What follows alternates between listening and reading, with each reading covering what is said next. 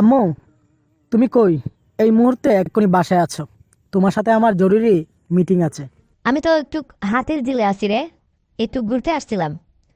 ঠিক আছে, আমি আস্তে আস্তে আমার বিকাল হবে। এখন আমি আসতে পারবো না, কি বলবি বল।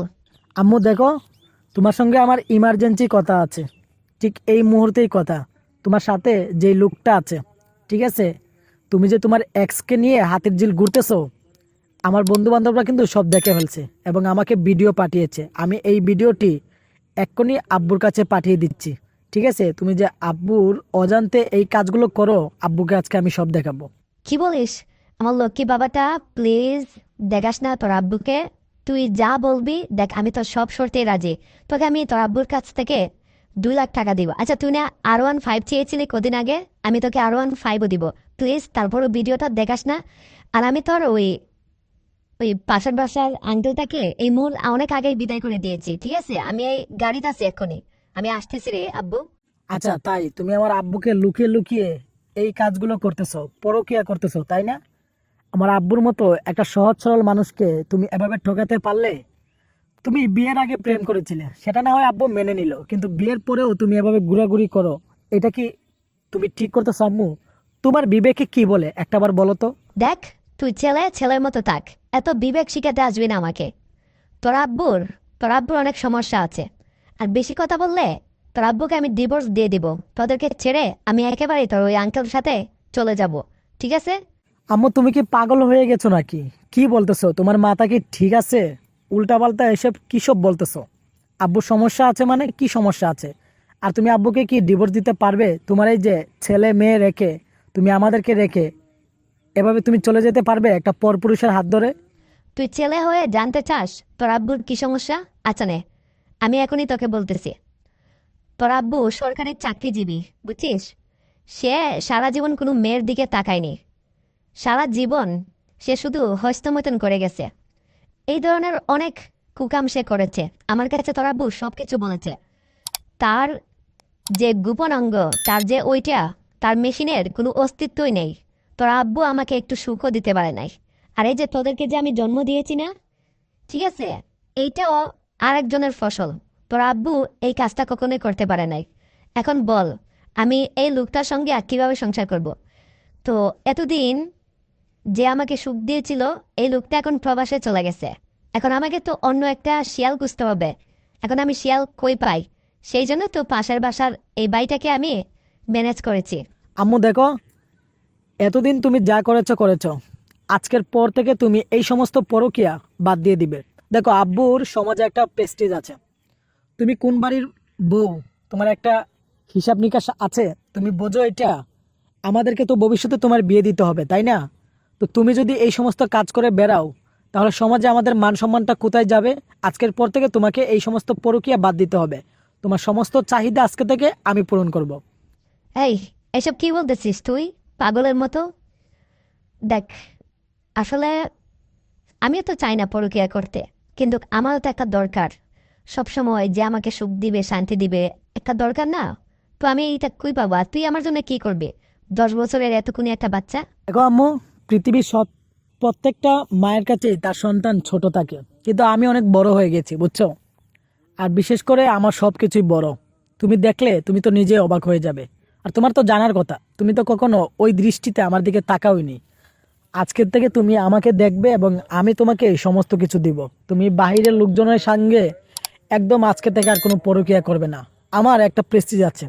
এই যে তুমি এগুলো করো, আমার বন্ধু বান্ধবের সামনে আমি মুখ দেখাতে পারি না। তাই নাকি? তাহলে তুই আজকে থেকে আমাকে সুখ দিবি? তাহলে তো অনেক ভালো। তাহলে তো আমার বাহিরের লোকের সঙ্গে আজকে থেকে আর পরকীয়া করতে হবে না। তো একটা কথা শোন বাবা, এই যে তুই যে ভিডিওটা করেছিস, বা তোর বন্ধু বান্ধব যেটা করেছে, এটা তোর বন্ধুদেরকে বল যে এটা আমাদের মামা হয়। বুঝিয়ে বল তাদেরকে, নাহলে তো তারা ভুল বুঝবে। আর তাদের সঙ্গে এই সমস্ত কথা বলবি না যে তুই তোর আম্মুকে আজকে থেকে এইভাবে, মানে এই করবি সেই করবি, এগুলা তাদের সঙ্গে কোনো কিছু বলিস না। ঠিক আছে? আর তাহলে তুই কি বাসায় আছিস? আমি কিন্তু এখনই বাসায় আসতেছি। আর আজকে থেকে কিন্তু আমাদের খেলাধুলা শুরু করতে হবে রে বাবা। কারণ দেখিস তো, তোর বাবা একটা সরকারি জব করে, কখনো দেশের বাইরে যায়, কখনো অমুক জায়গায় অমুক জায়গায়। আসলে আমরা পড়েছি একটা বিশাল একটা, কি বলবো আর দুঃখের কথা রে বাবা, মানে বড়লোকরা সবচেয়ে বেশি অশান্তি, যার যত টাকা তার তত সমস্যা। ঠিক আছে, তোর বাবার দেখ কত সমস্যা, কিন্তু আমাকে বিভিন্ন টাকা দিয়ে দিয়ে কল বয় ম্যানেজ করতে হয়। এভাবে আর কতদিন? একজন নির্দিষ্ট একজন ব্যক্তি না হলে আর পারা যায় না।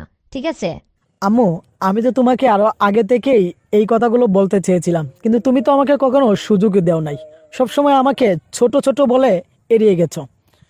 আর শোনো, আজকে থেকে আমি তোমাকে সুখ দিব, যা ইচ্ছে তোমাকে তাই দিব। আর আমরা মা ছেলে না, আমাদেরকে পৃথিবীর কেউই সন্দেহ করবে না।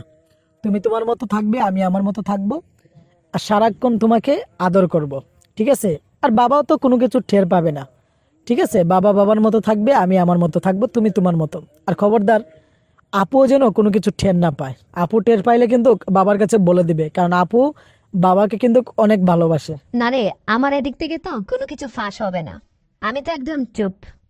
আর তুই একটু সাবধানে থাকবি, কারণ তোর মুখ থেকে অনেক কথা অনেক সময় ফসকে বের হয়ে যেতে পারে। ঠিক আছে, আর এখন থেকে মনে করিস তুই সবসময় বাসায় থাকবি, তোর বন্ধুদের সঙ্গেও।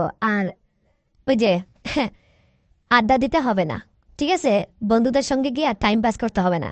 এখন থেকে আমার সঙ্গে টাইম পাস করবি সবসময়। মায়ের কাজে হেল্প করবি, রান্না বান্নায় হেল্প করবি, পিছন থেকে জড়িয়ে ধরবি।